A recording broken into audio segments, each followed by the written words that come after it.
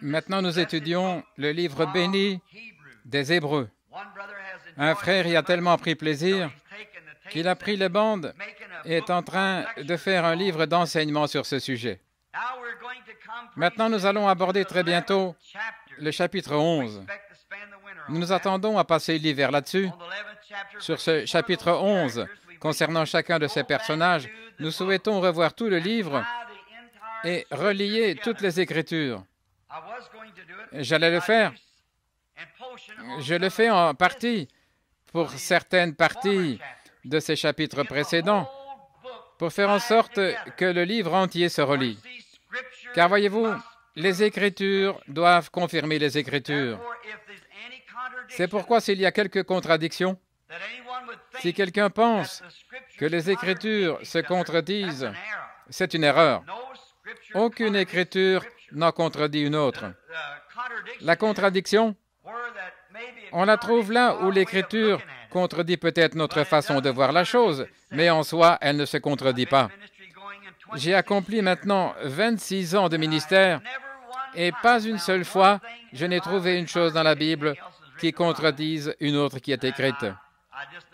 Et je sais qu'il n'y en a pas. Aujourd'hui, nous étudions l'un des chapitres les plus bénis des Hébreux, le chapitre 7. Et si quelqu'un n'a pas de Bible alors qu'il aimerait nous suivre pendant la lecture, nous serons heureux de vous apporter une Bible si vous voulez simplement lever la main. Je demanderai à quelques-uns des anciens que quelqu'un vienne ici prendre.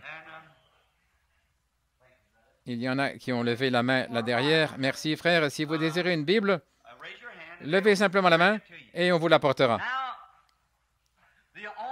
Maintenant, la seule façon pour une Église d'être édifiée, la seule façon pour un homme d'avoir la foi, ce n'est pas par sa dénomination, ni par son affiliation,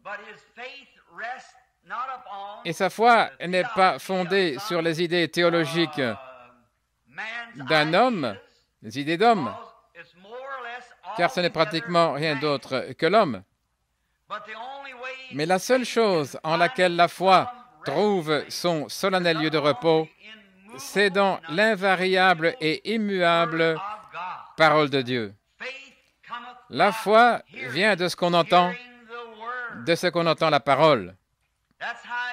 C'est ce qu'il faut. Et quand la foi est reçue et acceptée, c'est réglé pour toujours. Jamais plus rien ne peut l'ébranler, quoi qu'il arrive. Rien ne peut changer cette foi. Pensez-y. Vous êtes ancré et vous ne changez plus maintenant et éternellement. Vous êtes ancré à jamais.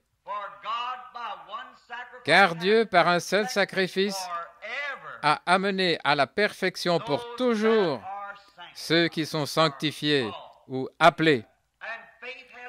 Et la foi est d'une telle importance dans la vie du chrétien, du croyant, qu'elle peut demeurer ferme à côté d'une tombe boueuse ou au-dessus d'un cercueil, ou quand un précieux bébé ou un être chéri a quitté cette vie pour l'au-delà. Et avec le regard ferme d'un aigle, elle peut regarder à celui qui a dit « Je suis la résurrection et la vie ». Et oubliant ce qui est du passé, on court vers le but de la vocation céleste, l'appel élevé. Je suis tellement heureux que Dieu ait pourvu à cela et qu'il en ait fait un don gratuit à tous. Voilà ce que les églises doivent être.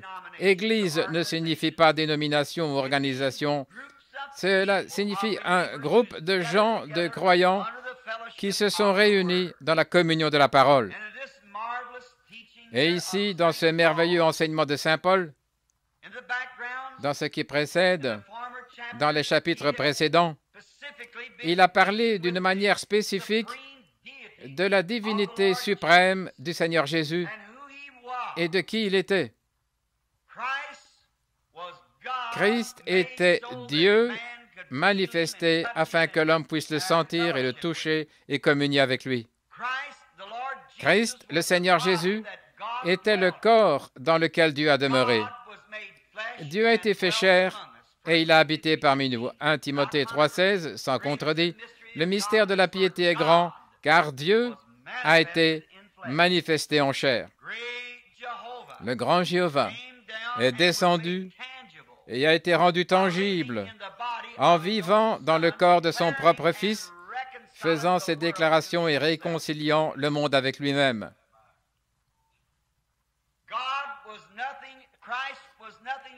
Christ était Dieu, ni plus ni moins. Et Dieu était Christ, ni plus ni moins. Les deux mis ensemble ont constitué corporellement la divinité. Il fut rendu un peu inférieur aux anges afin de pouvoir souffrir. Les anges ne peuvent pas souffrir.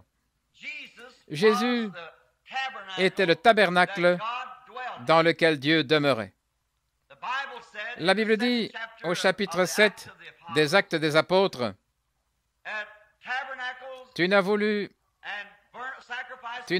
ni sacrifice, ni holocauste, mais tu m'as formé un corps. Cependant, le Très-Haut n'habite pas dans des tabernacles faits de main d'homme,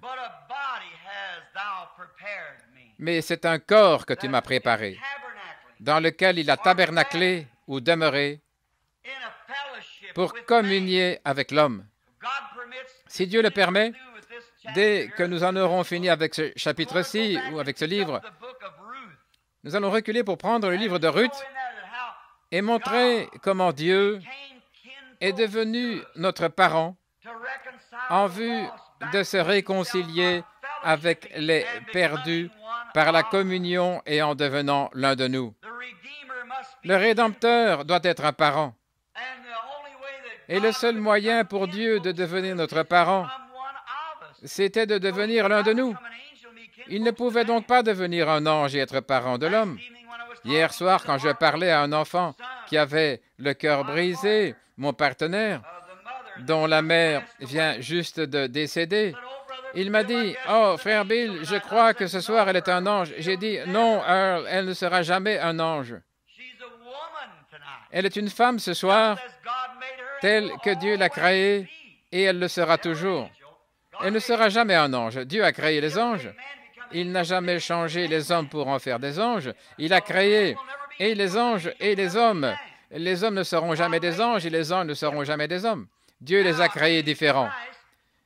Et quand Christ est devenu chair pour racheter l'homme et le faire sortir de ce grand au-delà où il était tombé et avait perdu l'immortalité à cause du péché, Dieu est descendu et a pris la forme ou l'aspect d'un homme.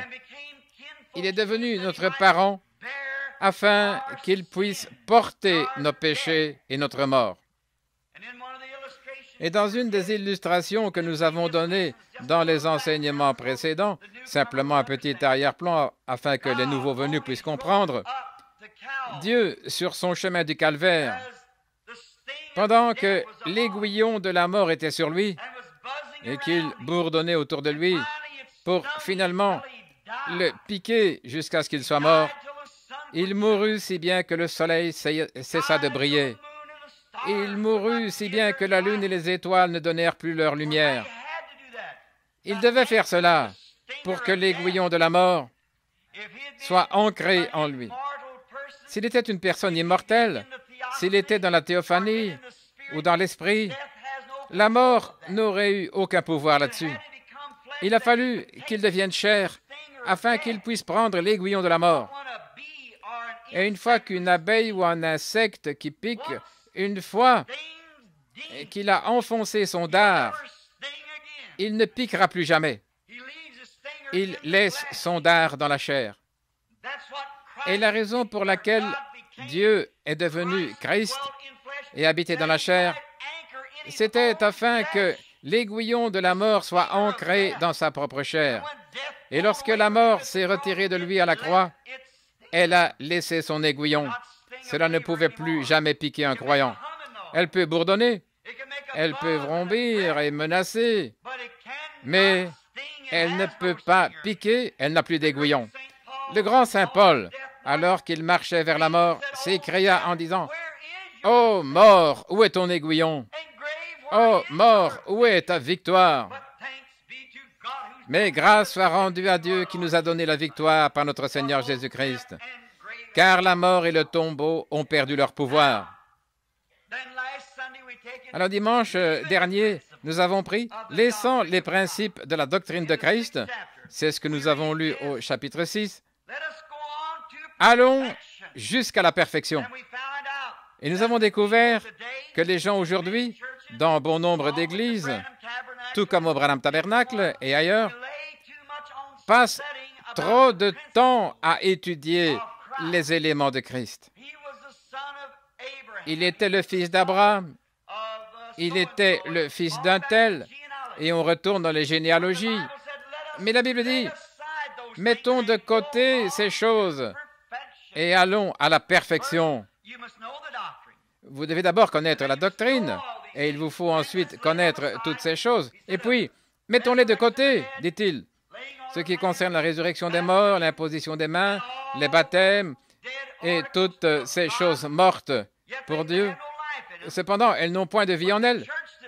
Mais l'Église aujourd'hui continue simplement avec ces choses. Oh, nous croyons la divinité de Christ, oui, certainement. Nous croyons au baptême d'eau, oui, certainement. L'imposition des mains. Mais Paul dit, nous ferons tout ceci si Dieu le permet. Mais malgré tout ça, mettons donc ces choses de côté et continuons jusqu'à la perfection.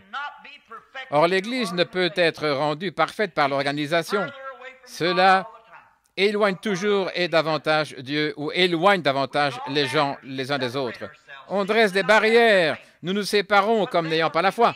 Mais alors, quand on laisse ces éléments de la parole et qu'on continue à avancer vers la perfection, alors ces petites choses n'auront plus beaucoup d'utilité.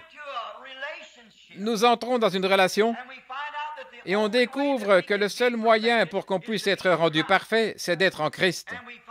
Et on découvre alors, par les enseignements de la Bible, comment entrer en Christ. Ce n'est pas par le baptême d'eau, ni par l'imposition des mains, ni par l'enseignement, mais par un seul esprit.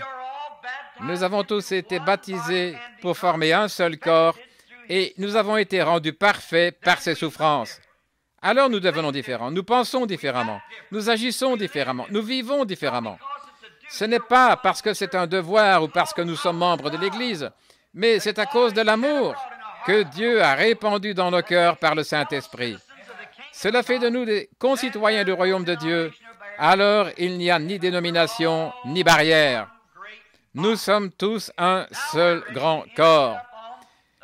Maintenant, nous sommes prêts à aborder la leçon de ce matin dans quelques instants. Il y a encore une chose que je veux dire. C'est Paul qui parle. Au chapitre 6, plutôt, nous découvrons ici que nous sommes rendus parfaits en Christ. Alors, au verset 13 du chapitre 6, comme arrière-plan, lorsque Dieu fit la promesse à Abraham, ne pouvant jurer par un plus grand que lui, il jura par lui-même. Dieu jura par lui-même parce qu'il ne pouvait pas jurer par quelqu'un de plus grand. Maintenant, nous allons revenir en arrière et prenons Galates juste quelques instants. Le livre des Galates, Galates 3,16. Nous lirons ici juste un instant. Par quoi il a juré? Or, les promesses ont été faites à Abraham et à sa postérité. Il n'est pas dit et aux postérités, comme s'il s'agissait de plusieurs, mais en tant qu'il s'agit d'une seule, à ta postérité, c'est-à-dire Christ. Maintenant, soyez attentifs, lisez attentivement. Lorsque vous lisez à Abraham et à sa postérité au singulier, les promesses au pluriel ont été faites. Abraham et sa semence. Or, la postérité d'Abraham était une seule, c'est-à-dire Christ, et en préfiguration Isaac. Mais Abraham avait beaucoup d'enfants. Il en avait eu un avant d'avoir Isaac, ce qui montrait l'erreur de l'incrédulité de Sarah, qui voulait qu'Anne donne naissance à l'enfant, pensant qu'elle-même était trop âgée, et que Dieu contournerait la chose et ferait une voie différente de celle qu'il avait promise pour le faire. Mais Dieu tient sa promesse. Peu importe combien déraisonnable cela peut paraître, Dieu est obligé de tenir sa promesse. Et Sarah pensait que peut-être elle pouvait faire Can, ou plutôt Agar, sa servante, donne naissance à un bébé avec Abraham et qu'elle le prenne. Et c'est ainsi que naquit Ismaël, lequel fut une épine dans la chair jusqu'à maintenant. Et c'est toujours une épine dans la chair, car de lui viennent les Arabes et tout ce qu'ils ont toujours été. Maintenant, chaque fois que vous êtes incrédule à la pure parole de Dieu et que vous acceptez une autre voie, et ce sera une épine dans votre chair. N'acceptez que ce que Dieu a dit. S'il l'a dit, eh bien, c'est ce qu'il veut dire. Oh, béni soit son nom. N'acceptez que sa parole. Peu importe qu'on essaie de contourner cela, qu'on dise, eh bien, ça ne signifie pas vraiment ça. Ça signifie exactement ce qu'il a dit quand Dieu fait une promesse. Si nous remarquons maintenant attentivement, Abraham et sa postérité, d'une part, il y avait la postérité au singulier, et d'autre part, il y avait les promesses. Il y a plusieurs promesses et plusieurs personnes qui sont incluses dans la postérité d'Abraham. Voyez-vous, il y a une postérité, mais plusieurs personnes constituent cette postérité. Voyez-vous, elles ne furent pas faites uniquement à Abraham ou à Isaac uniquement, mais c'était à toute la postérité d'Abraham. Les promesses ont été faites en particulier à chaque semence de cette postérité-là. Vous comprenez? C'est pourquoi, étant morts en Christ, conformément aux Écritures, nous devenons la postérité d'Abraham et sommes héritiers conformément à la promesse, non pas en adhérant à l'Église ou en instituant des choses mortes, mais c'est en étant nés de l'Esprit de Christ que nous devenons la postérité d'Abraham et que nous sommes co-héritiers avec lui dans le royaume. Là, nous continuons à lire un peu plus loin maintenant. Dieu fait un serment, maintenant au verset 17 du chapitre 6. C'est pourquoi Dieu, voulant plus abondamment, Dieu, voulant montrer avec plus d'évidence aux héritiers de la promesse l'immuabilité de sa résolution, la confirma par un serment. Oh, arrêtons-nous maintenant quelques minutes. Dieu étant davantage disposé, ce n'est pas qu'il était obligé, mais c'était pour que cette chose soit certaine. Nous avons déjà vu que Dieu s'est fait chair, qu'il a habité parmi nous et qu'il s'est lui-même manifesté au monde. Lorsqu'il vit la femme en état d'adultère, il a dit « Je ne te condamne pas, va et ne pêche plus ». Lorsqu'il vit les malades, il se comporta exactement comme il devait se comporter, car il était Dieu. Et il guérit les malades, il a ressuscité les morts, il a pardonné les péchés. Peu importe ce que c'était leur multitude ou à quel point les gens avaient rétrogradé, il leur pardonnait de toute manière s'ils étaient prêts à venir demander pardon.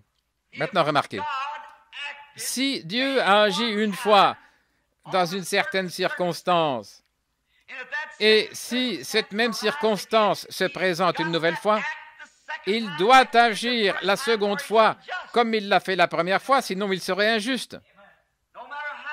Peu importe combien vous êtes plongé dans le péché, combien vous pouvez être avili, il doit agir à votre égard comme il l'a fait à l'égard de cette femme déchue. Sinon, il aurait mal agi cette fois-là. Le comportement de Dieu, c'est sa personne. Et ce qu'il est dans son comportement révèle sa personne. Et c'est comme ça que vous êtes. Votre comportement dans la vie révèle ce que vous êtes. Comme nous l'avons vu dans l'une des dernières leçons, les méthodistes affirment « quand on crie, on l'a ». Les pentecôtistes disent « quand vous avez parlé en langue, vous l'avez ». Les Shakers disent « quand vous tremblez, vous l'avez ». Les Shakers de Pennsylvanie. Mais nous découvrons qu'ils sont tous dans l'erreur. Votre vie déclare cela. Votre personne déclare ce que vous êtes. On reconnaît un homme à ses œuvres. Et quelle que soit votre vie, vous avez entendu ce vieux dicton, votre vie parle tellement fort que je ne peux pas entendre vos paroles. Ainsi, Vous êtes ce que vous êtes. La vie que vous menez révèle le genre d'esprit qui est en vous. Et puis, on peut imiter la chose fausse, ou plutôt, imiter la vraie chose, si je puis dire. Vous pouvez imiter un chrétien, mais bientôt, il viendra un temps où la pression sera exercée. Et alors, cela révélera ce que vous êtes. La solidité d'une chaîne se mesure par celle de son maillon le plus faible. Et lorsque Christ, le Fils de Dieu, fut mis à l'épreuve, cela révéla qui il était. Sûrement. Quand vous êtes mis à l'épreuve, cela montre ce que vous êtes. Votre vie reflète toujours ce qu'il y a en vous. Bientôt, mais soyez sûrs d'échapper aux conséquences de vos péchés. C'est ce que nous essayons de dire. Jésus a dit dans Saint Jean 5, 24, « Celui qui écoute,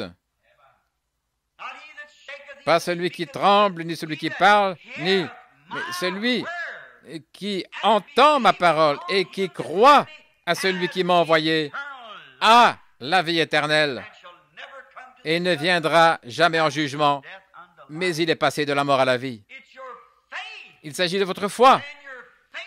Et votre foi, vous la confessez de vos lèvres, vous l'exprimez aux gens qui vous écoutent, mais votre vie est exposée devant tous. Ainsi, peu importe combien vous essayez de vous conduire comme ceci ou cela, ça ne marchera jamais. Il faut que la chose soit en vous. Voilà le noyau même de toute l'histoire. C'est votre propre foi personnelle dans le Christ ressuscité en tant que votre Sauveur, qu'il est à la droite de Dieu, agissant à votre place ce matin, pendant que vous agissez à sa place ici-bas en tant que témoin. Un témoin doit agir à la place de quelqu'un d'autre. Il vous représente en tant que témoin. Et comme votre vie ici reflète votre témoignage en Christ, elle se reflète là-bas et ici. Et il est là-haut. De même, ce qu'il représente pour vous se reflète aussi bien là-bas qu'ici. Ainsi, vous êtes... C'est par votre foi que vous êtes sauvés et par elle seule. Ainsi, les sensations, les émotions, les sentiments, tout cela n'a rien à faire avec cela. Maintenant, je ne suis pas... Maintenant, ne vous méprenez pas en disant que je ne crois pas à ces émotions. Certainement que j'y crois. Mais ce que nous essayons d'enfoncer dans la tête des gens, c'est que ce ne sont pas des émotions. Le diable s'est emparé de ces choses et emballé les gens en les laissant baser leur destination éternelle sur une émotion. Crier, parler en langue, aller à l'église tous les dimanches, se comporter comme un chrétien, cela n'aura aucun effet en ce jour-là, à moins qu'un homme ne naisse de nouveau. Et votre vie reflète ce qui est en vous, pas vos émotions. Vous pouvez avoir du sang dans les mains, vous pouvez parler en langue, vous pouvez guérir les malades, vous pouvez déplacer les montagnes par votre foi, mais vous n'êtes toujours rien. 1 Corinthiens 13, il faut que ce soit quelque chose qui se produise par une naissance qui vient de Dieu et que Dieu produise une nouvelle naissance en vous et vous donne une partie de lui-même. Alors, ces choses vont se manifester. Vous êtes une nouvelle création. Je leur donne ce qui est éternel. Nous avons examiné le mot éternel. Pour toujours, c'est un espace de temps. L'éternité, c'est pour toujours et pour toujours. Il n'y a qu'une seule éternité. Et nous découvrons que vous recevez la vie éternelle. Et le mot en grec, c'est Zoé, ce qui signifie la vie de Dieu, et vous recevez une partie de la vie de Dieu.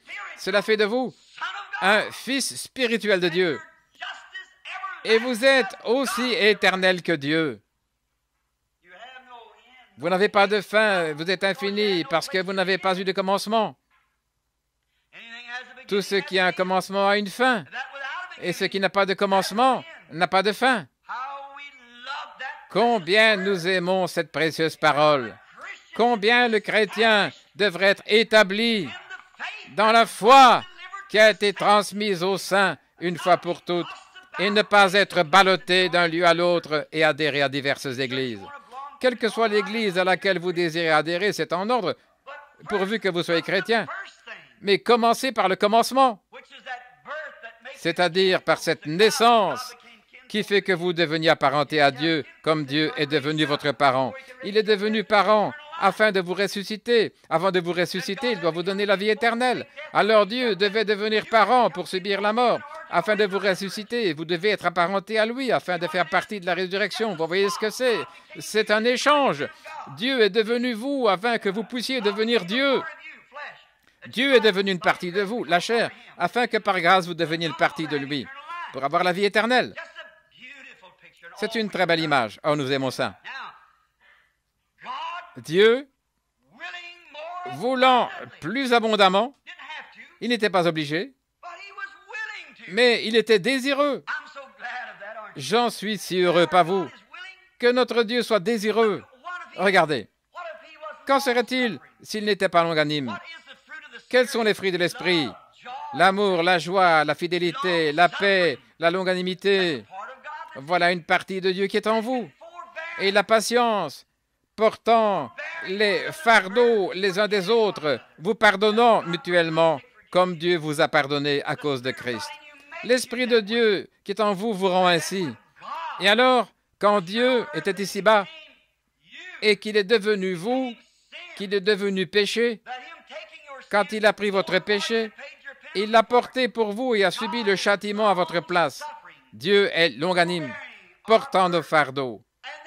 Et donc, c'est un Dieu qui est bon. Certaines choses que vous désirez, vous savez que Dieu est assez bon pour vous accorder cela. Il aime vous rendre heureux. Il est amour. Et son grand amour le contraint même parfois à descendre pour que vous ayez ce que vous désirez. Regardez Thomas après la résurrection. Thomas ne voulait pas croire. Oh, il a beaucoup d'enfants aujourd'hui.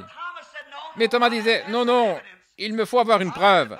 Je dois mettre mes mains dans son côté et mes doigts là dans ses mains avant que je ne croie cela. Peu m'importe ce que vous dites.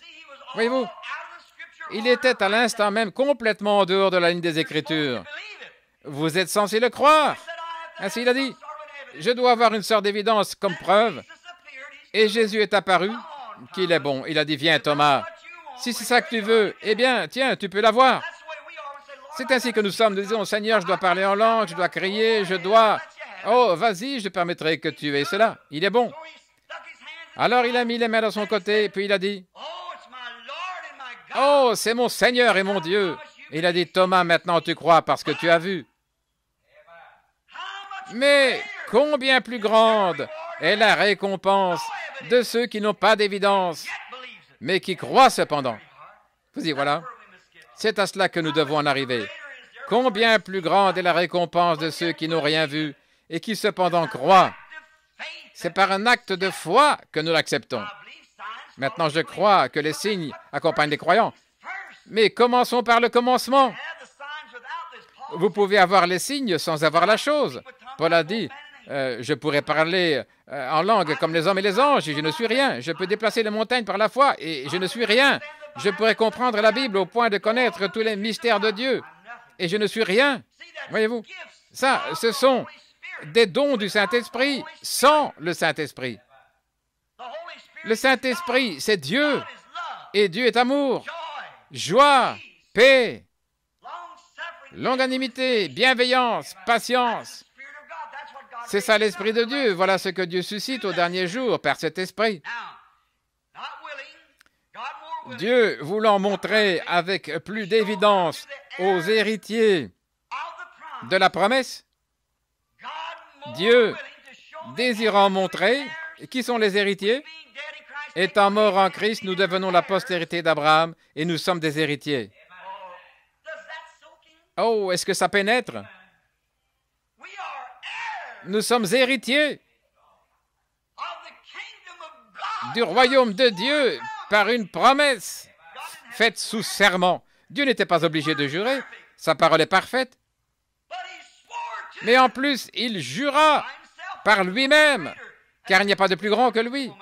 Pendant que nous continuons à lire, Écoutez, la promesse d'immuabilité de sa résolution intervint par un serment. L'immuabilité, l'invariabilité. Dieu ne peut pas changer. Il doit rester le même. Et si Dieu a guéri une personne malade, il ne peut jamais changer son attitude. Si Dieu a pardonné un pécheur, une prostituée, il ne peut jamais changer son attitude. L'immuabilité, l'invariabilité de la parole de Dieu. Dieu a dit dans un passage, « Je suis l'Éternel qui guérit toutes tes maladies. » Il doit demeurer fidèle à ça, car il est infini. Il connaissait la fin dès le commencement. Maintenant, je peux dire, je ferai ceci. Mais la Bible dit que nous devrions dire, si le Seigneur le veut. Étant un mortel, je n'en sais rien. Quelquefois, je dois retirer ma parole. Mais Dieu ne peut pas retirer la sienne. Il est Dieu. Et il ne demande qu'une seule chose. Si tu crois, oh là là, si tu crois, tout est possible. Si tu crois, c'est tout ce que vous... Si tu crois, voilà la question.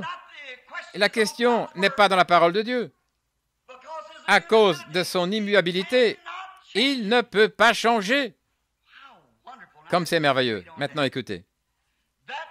Afin que, par deux choses immuables, dans lesquelles il est impossible que Dieu mente, impossibilité et immuabilité signifient pratiquement la même chose, qui ne peut changer, ça ne peut pas bouger, il va rester le même pour toujours. L'immuabilité et l'impossibilité. Et par deux choses immuables dans lesquelles il était impossible que Dieu mente, avons-nous deux choses? Oui, premièrement, sa parole a dit qu'il ferait la chose. Ensuite, il a juré qu'il le ferait. Oh là là. Quel genre de personnes devrions-nous être? Pourquoi devrions-nous être ballottés et courir ça et là en acceptant les choses du monde et en nous comportant selon le courant des chrétiens de 1957? Nous devons être le type des chrétiens à l'ancienne mode, ceux qui prennent Dieu au mot et qui appellent les choses qui n'étaient comme si elles existaient. Si Dieu l'a dit, ça règle la question. Abraham, à qui la promesse fut donnée, à lui et sa postérité, il appela les choses qui n'étaient point comme si elles étaient. Car c'était la promesse de Dieu. Il savait que Dieu ne pouvait pas mentir. Il lui avait promis cela. Et il crut cela. Et alors que les années passaient et que la promesse semblait s'éloigner davantage selon l'œil naturel, elle se rapprochait davantage pour Abraham. Au lieu de se décourager et de dire, eh bien, peut-être que la guérison divine n'existe pas, peut-être que j'ai mal compris, peut-être que ça n'existe pas, peut-être que je me suis trompé. Alors cela prouve une chose, c'est que vous n'êtes pas né de nouveau. Nous avons abordé ça dimanche passé, juste un peu plus haut dans le chapitre. Car il est impossible que celui qui a goûté une fois les dons célestes et tombe encore et soit renouvelé, amené à la repentance. Absolument, totalement impossible. Car celui qui est né de Dieu ne pratique pas et ne peut pas commettre le péché. Parce que la semence de Dieu demeure en lui et il ne peut pas pécher. La semence de Dieu, c'est la parole de Dieu. La foi vient de ce qu'on entend la parole. Le sacrifice a été offert, tout est terminé. Maintenant, si vous agissez mal, Dieu vous fera payer pour ça. Mais si vous agissez mal, vous ne le faites pas volontairement. Chapitre 10, je crois le verset 47. Car si nous péchons volontairement, après avoir reçu la connaissance de la vérité, mais une fois que vous êtes né, vous avez la vérité, pas la connaissance de la vérité, mais vous avez accepté la vérité. C'est devenu une réalité. Et vous êtes un enfant de Dieu maintenant et pour l'éternité. Dieu a juré qu'il le ferait. Jésus a dit, celui qui entend mes paroles et croit à celui qui m'a envoyé a la vie éternelle et je le ressusciterai au dernier jour. Il ne viendra jamais en jugement. Il est passé de la mort à la vie. Alors avec un tel serment, Dieu voulant que nous recevions la chose, maintenant remarquez ce que Paul dit ici alors qu'il s'adressait à l'Église.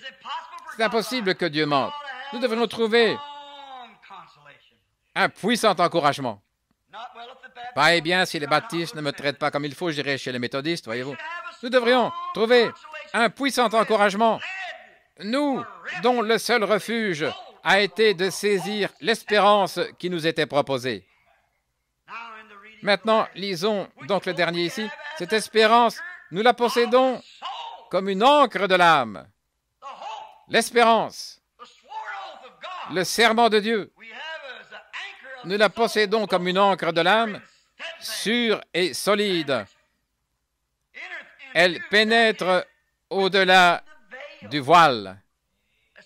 Parlons juste un moment du voile. Nous n'avons pas très bien saisi dimanche soir. Au-delà du voile. Le voile, c'est la chair. C'est le voile qui nous empêche de voir Dieu face à face dans cette Église. C'est le voile qui nous empêche de voir les anges dans leur position ce matin, debout à côté des sièges. C'est le voile qui nous empêche de voir. Nous sommes cachés derrière le voile et ce voile, c'est la chair. Nous sommes fils et filles de Dieu. Nous sommes dans la présence de Dieu. Les anges de Dieu campent auprès de ceux qui le craignent. Nous sommes constamment dans la présence de Dieu. Je ne t'abandonnerai jamais et jamais je ne te délaisserai. Je serai avec vous toujours jusqu'à la fin. Mais le voile, c'est la chair. C'est ce qui nous empêche d'entrer dans sa présence. Mais dans l'âme, dans l'esprit, par notre foi, nous savons qu'il nous garde. Il est à nos côtés. Il est ici maintenant. Un matin, à Dothan, un vieux prophète était encerclé par une armée.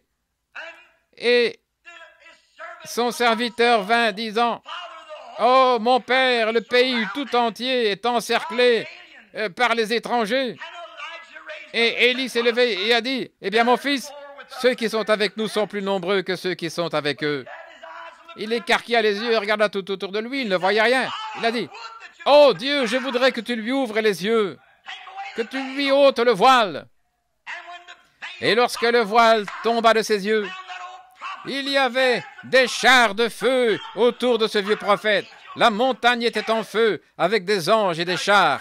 Vous y voilà. Oh, Géasi pouvait donc dire, « Maintenant je comprends. » Voyez-vous, le voile était tombé. C'est cela l'obstacle. Voilà la chose. Retenez-la bien. C'est le voile qui nous empêche de vivre comme nous le devrions. C'est le voile qui nous empêche de faire les choses que nous voulons vraiment faire. Et Dieu s'est voilé dans la chair. Et puis, le voile a été déchiré en deux. Et Dieu est redevenu Dieu. Et il a ressuscité le voile dans lequel lui-même s'était caché. C'était la résurrection du Seigneur Jésus. Cela nous montre que ce voile dans lequel nous sommes cachés maintenant, par la foi, nous croyons et acceptons cela. Et quand ce voile sera déchiré en deux, j'entrerai dans sa présence, avec cette assurance de savoir que je le connais dans la puissance de sa résurrection. À la venue du Seigneur Jésus, ce voile sera à nouveau ressuscité dans un état parfait. Ainsi, je marcherai et parlerai avec lui comme mon Sauveur et mon Dieu, quand il s'assiera sur le trône de David.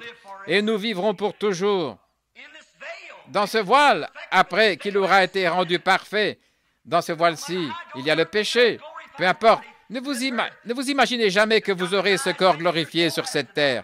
Il doit mourir, tout comme votre âme doit mourir, pour naître de nouveau. Dans la perfection, vous n'aurez jamais cela en prenant de la nourriture, ni en faisant ceci, en arrangeant ce corps. Et s'il vous faut cesser de faire ceci et cela, c'est la loi, c'est du légalisme.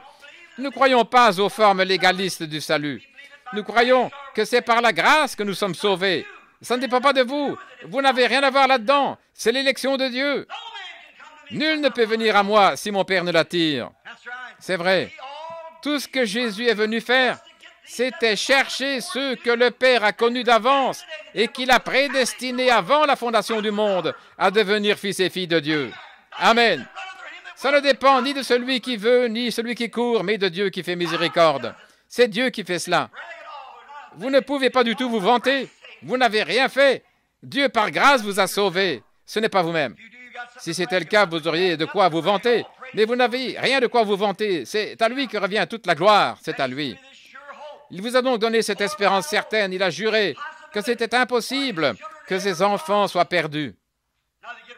Maintenant, on reçoit des coups de fouet pour avoir mal agi. On récolte ce qu'on a semé. On reçoit ça. Ne croyez pas que vous pouvez simplement continuer à sortir et à pécher en vous tirant comme ça. Si vous le faites avec ce comportement, ça montre que vous n'êtes jamais né de nouveau. Vous saisissez? Si vous avez encore en vous le désir de faire ce qui est mal, alors vous êtes encore dans l'erreur. Voyez-vous, car il est rendu parfait pour toujours. Et ces animaux dans l'Ancien Testament, du temps de la loi, qui étaient offerts annuellement, continuellement, ne pouvaient pas ôter le péché. Mais lorsque nous posons nos mains sur sa tête et confessons nos péchés et sommes nés de nouveau de l'Esprit de Dieu, nous n'avons plus le désir du péché. Et pour vous, le péché est mort. Et c'est pour le temps et l'éternité. Vous commettrez des fautes, vous tomberez, vous ferez volontairement le mal, vous sortirez des fois et vous ferez des choses. Ça ne signifie pas que vous êtes perdu. Ça signifie que vous allez recevoir la correction. Maintes fois, mon petit garçon, mes enfants font des choses, les vôtres aussi, ils savent que ce n'est pas permis. Ils savent ce qui les attend. Ils auront une correction pour cela. Et parfois une belle. Mais c'est toujours votre enfant malgré tout. Certainement. Il est impossible que celui qui est né une fois de la vie éternelle soit encore perdu. Dieu ne reprend pas ce qu'il a offert. Celui qui écoute mes paroles et croit, celui qui m'a envoyé à la vie éternelle, et il ne viendra jamais en jugement, mais il est passé de la mort à la vie, et je le ressusciterai au dernier jour. Voilà la promesse de Dieu. Maintenant, si vous continuez à dire, « Oui, bien, je peux donc simplement faire... Je fais toujours ce que je veux. » Mais si vous êtes chrétien, vous n'aimerez pas faire le mal, car la vie même qui est en vous, le fondement même. Si vous désirez faire le mal, cela montre qu'il y a quelque chose de faux. Comment une eau amère et une eau douce peuvent-elles sortir de la même fontaine? Si donc vous avez été embrouillé à cause d'une espèce d'émotion, quelque chose de fantastique, de sensationnel, oubliez ça. Revenez à l'autel et dites, « Oh Dieu, débarrasse-moi de ma vieille vie de péché et mets-moi dans une condition telle que tous mes désirs. » Celui qui est né de Dieu ne pratique pas le péché. C'est vrai, il n'a aucun désir de le faire. Le diable le fera certainement tomber de temps en temps dans son piège, mais pas volontairement. La Bible le dit. Voyez-vous, le diable le fera tomber de temps en temps, certainement. Il a essayé de tendre un piège à notre Seigneur Jésus. Il a essayé avec Moïse. Il a essayé avec Pierre et il l'a eu. Il a essayé avec bien des gens. Et Pierre l'a même renié. Mais alors il est allé pleurer amèrement, car il y avait quelque chose en lui. Lorsque la colombe fut envoyée hors de l'arche, le corbeau est sorti, il a croassé tout autour, il se comportait très bien dans l'arche, mais quand il est sorti, sa nature était différente. Il pouvait manger toutes les vieilles carcasses mortes qu'il voulait et être satisfait. Pourquoi? C'était un corbeau au départ. Il était un charognard. Il ne valait rien. C'était un hypocrite. Il s'était posé avec la colombe sur le perchoir. Il était aussi grand que la colombe, il pouvait voler partout où la colombe volait. Et il pouvait manger de la bonne nourriture, tout comme la colombe. Mais il pouvait aussi manger de la nourriture putréfiée, ce que la colombe ne pouvait pas faire, car la colombe est constituée autrement, elle est faite différemment. C'est une colombe et la colombe ne peut pas digérer de la nourriture putréfiée, car elle n'a pas de bile. Et un homme qui est né de l'Esprit de Dieu devient une colombe de Dieu, de par sa nature, son changement, sa constitution. Oui, monsieur, si vous mettez l'esprit de la colombe dans le corbeau, celui-ci ne posera jamais sur une carcasse, sur un cadavre. S'il s'y posait par mégarde, il s'en éloignerait rapidement. Il ne pourrait pas le supporter. Et quelqu'un qui est né de l'Esprit de Dieu ne tolère pas cela. Il pourrait entrer une fois dans un bar, mais il en sortira bien vite. Une femme pourrait l'attirer pour lui faire changer d'avis, mais il détournera de nouveau la tête. Il s'éloignera rapidement de là. Pourquoi? Il est une colombe, c'est vrai. Vous ne pouvez pas le duper parce qu'il est avisé. Mes brebis connaissent ma voix et elles ne suivront point un étranger. C'est une colombe dès le départ. C'est de ça que je parle. Quelque chose de réel est ancré là-dedans. Maintenant, faites bien attention. Dieu l'a juré. Cette espérance, nous la possédons comme une encre de l'âme solide. Elle pénètre au-delà du voile. Le voile, Dieu est descendu voilé dans la chair. Pour faire quoi? Pour se révéler. Il a dû se cacher. C'est pour cela que nous ne pouvions pas le voir. Il s'est caché derrière le voile. Et qui était ce voile? Jésus. Ce n'est pas moi qui fais les œuvres, disait Jésus, mais mon Père. Mon Père demeure en moi. J'agis et mon Père agit. Moi aussi, j'agis jusqu'à présent. Le voici. En tant que celui qui est voilé, marchant dans la chair, Dieu Emmanuel, Dieu avec nous. Dieu était en Christ, réconciliant le monde avec lui-même. Le voici marchant parmi nous.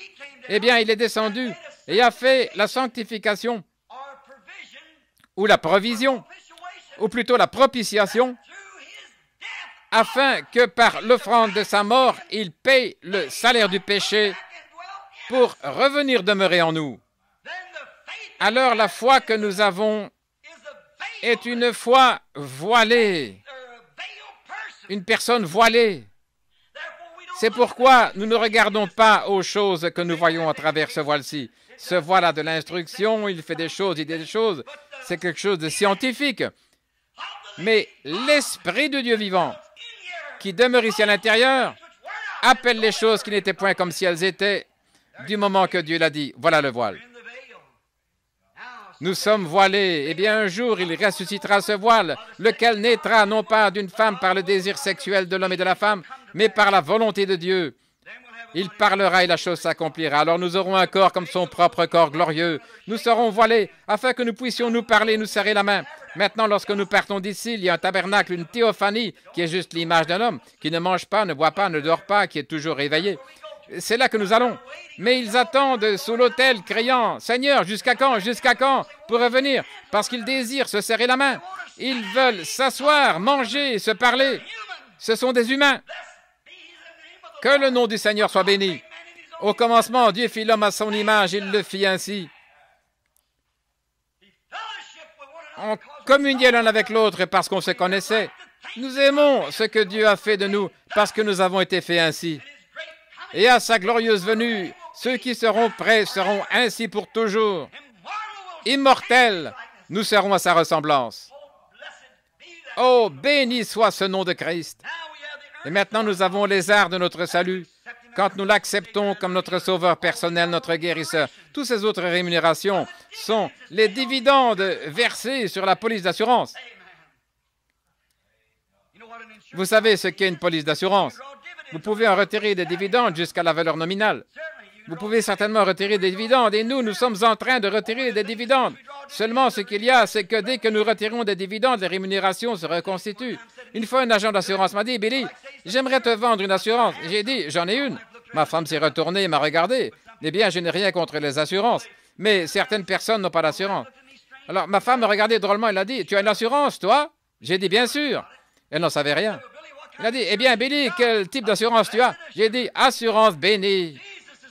Jésus m'appartient. Oh, quel avant-goût de la gloire divine. Héritier du salut, racheté par Dieu, né de son esprit, lavé dans son sang. » Il a dit, « C'est très bien, Billy. Mais ce n'est pas ce qui t'amènera au cimetière. » J'ai dit, « Mais c'est ce qui m'en fera sortir. » Voilà l'important.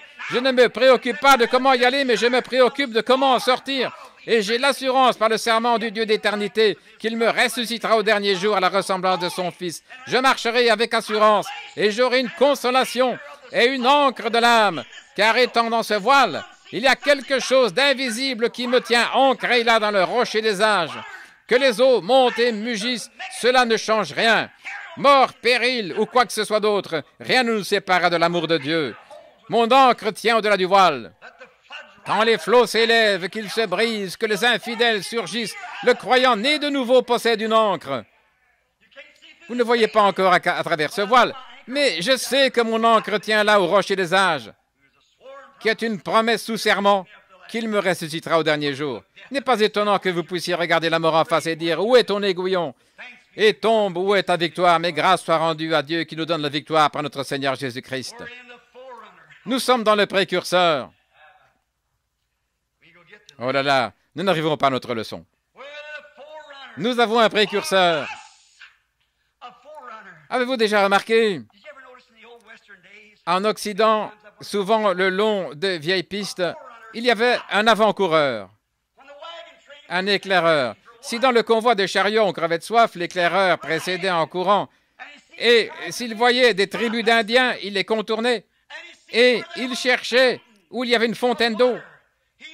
Il rentrait à toute vitesse le dire au chef du convoi de chariots. « Accélérez vos chevaux, que chacun prenne courage. car juste de l'autre côté de la montagne, il y a une grande fontaine d'eau. C'est un avant-coureur. Et ici, l'avant-coureur. Autrefois, l'homme se trouvait coincé par le diable sous un tir rapide. Mais quelqu'un s'est emparé de la mitrailleuse. C'est Jésus. Le précurseur nous a précédés, alors que Satan se tenait là avec une mitrailleuse pour nous assujettir, en nous gardant toujours dans l'esclavage et dans la peur de la mort. Lui gardait cette fontaine. Certainement, il l'a gardée. Il avait reçu l'ordre parce que nous avions péché et nous en avions été chassés. Mais le précurseur, Christ, est venu et s'est emparé de la mitrailleuse. Avez-vous entendu ce vieux cantique? Montez la garde car je viens. Non pas montez la garde, mais prenez possession du fort. Nous ne voulons pas continuer à y veiller. Christ a pris possession du fort. Alléluia. La porte est ouverte. Il y a une fontaine ouverte dans la maison de Dieu, dans la cité de David, pour la purification de ce qui est impur. Notre précurseur y est entré pour nous. Le précurseur nous dit, il y a juste de l'autre côté là, un endroit où on ne vieillira jamais, où on n'aura pas de rides, où vous n'aurez pas à utiliser les produits Max Factor pour paraître belle devant votre mari. Le précurseur nous a précédés. Ce n'est point un endroit où vous vieillirez, où vous lasserez et vous chancellerez. Il y a un endroit où vous ne deviendrez jamais malade, où les bébés n'auront jamais de coliques, où vous ne perdrez plus jamais une dent pour en avoir une fausse. Alléluia. Oh, que son nom soit béni. Il est entré, et un de ces jours, nous serons de l'autre côté immortels, à sa ressemblance, et nous brillerons plus que les étoiles et le soleil. Certainement que le précurseur nous y a précédés. Le précurseur est allé là pour nous. Jésus a été fait souverain sacrificateur et pour toujours selon l'ordre de Melchisédek. Ce grand précurseur nous a précédés, frayant un chemin. Il est venu de l'Esprit, les grandes fontaines de l'arc-en-ciel de Dieu, lequel n'avait ni commencement ni fin. Il a toujours été Dieu. Quand ce rayon de lumière est sorti, c'était un rayon d'amour. C'est le principal, le rouge. La couleur suivante, c'était le bleu. Le bleu, la fidélité. Après ce qui suivait, c'était les autres couleurs pour former 7 couleurs parfaites, qui sont les 7 esprits de Dieu, qui sont sortis de cette grande fontaine ou de ce grand diamant dont Jésus a parlé, ce grand diamant qui a été taillé pour refléter ces couleurs.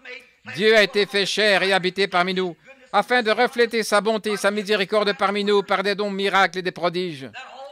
Tout ce grand arc-en-ciel était devenu une théophanie faite à l'image de l'homme. Cependant, il n'était pas un homme. Il n'avait pas encore de chair. Il était une théophanie. Moïse a dit, « J'aimerais te voir. » Dieu le cacha dans le rocher. Et comme il passait tout près, il lui tourna le dos. Moïse dit que ça ressemblait au dos d'un homme. Ensuite, que s'est-il passé? Un jour, alors qu'Abraham était assis là dans sa tente, nous en parlerons ce soir, lorsqu'Abraham était assis dans sa tente, Dieu est venu vers lui dans un corps de chair.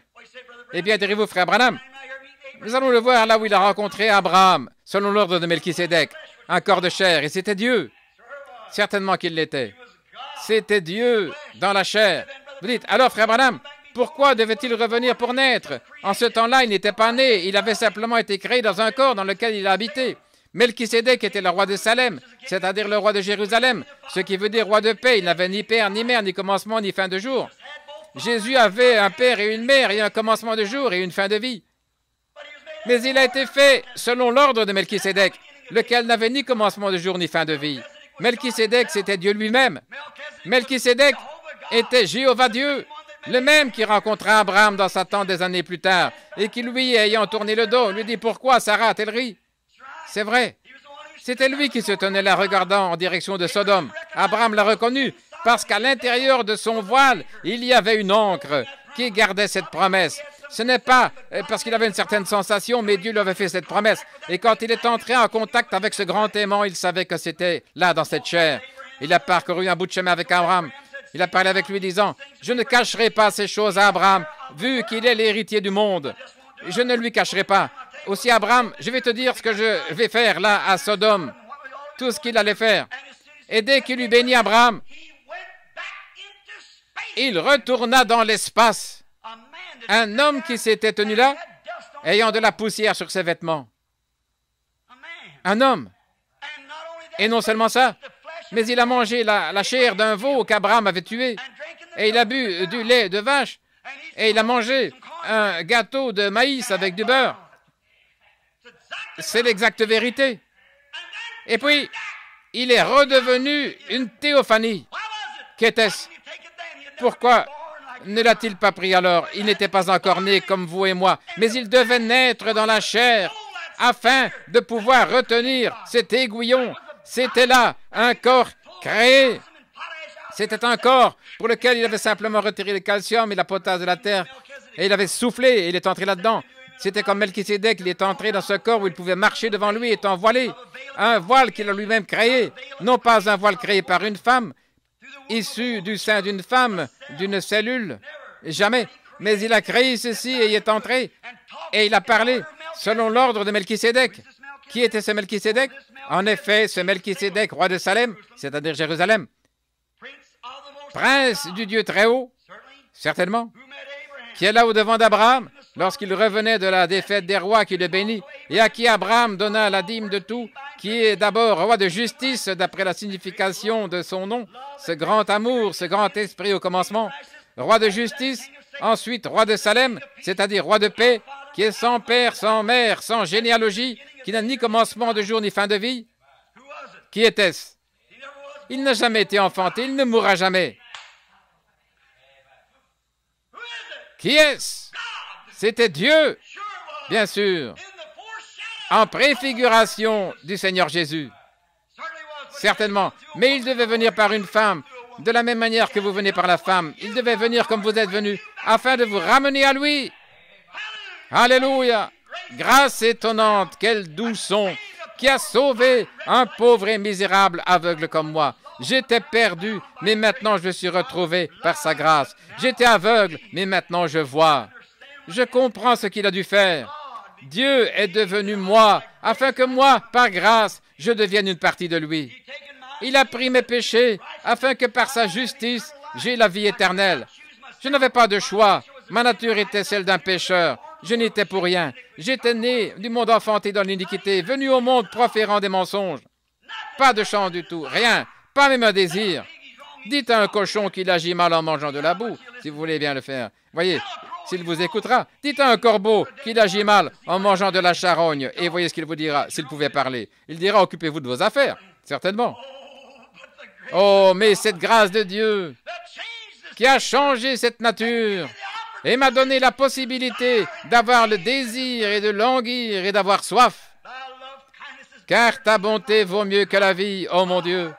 Mon cœur aussi soupire après toi. David a dit, comme une biche soupire après les courants d'eau, ainsi mon âme est assoiffée de toi, ô Dieu. Dieu a donné à l'homme cette soif pour l'adorer, l'aimer, le rechercher, mais l'homme l'a perverti par l'appel du diable. Et il va convoiter les femmes, les plaisirs et les choses du monde, essayant de satisfaire cette sainte création que Dieu a placée en lui pour qu'il l'aime et il la porte, cette soif, sur les choses du monde. Mais mon frère, une fois qu'il est changé et que cette fontaine qui est infestée d'asticots, toutes sortes de la citerne, là, et lorsque ça a été purifié, stérilisé, et que la pure parole de Dieu y est mise, le péché ne peut plus jamais l'atteindre. Amen. Oh, combien je l'aime! Combien je l'adore! Ma vie, mon soleil, mon tout en tout. Le grand Créateur est devenu mon Sauveur. Et toute la plénitude de Dieu demeure en lui. De sa gloire, histoire toujours vivante. Mon Dieu et mon Sauveur est venu et Jésus était son nom. Né dans une crèche, étranger aux siens, le Dieu de peine, de larmes et d'agonie. Oh, combien je l'aime, combien je l'adore, mon souffle, mon soleil, mon tout en tout. Oh Dieu, comment a-t-il pu le faire?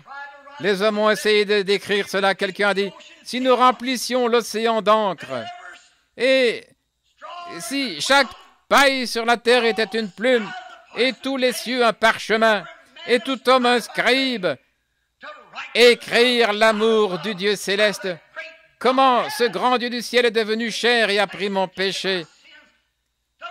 Décrire l'amour de Dieu assécherait l'océan, même si le rouleau s'étendait d'un bout à l'autre du ciel. Et pour donner aux héritiers de ce salut une espérance certaine, il a juré par lui-même qu'il nous ressuscitera au dernier jour et qu'il nous donnera la vie éternelle, et personne ne peut les ravir de ma main. Amen. Prions.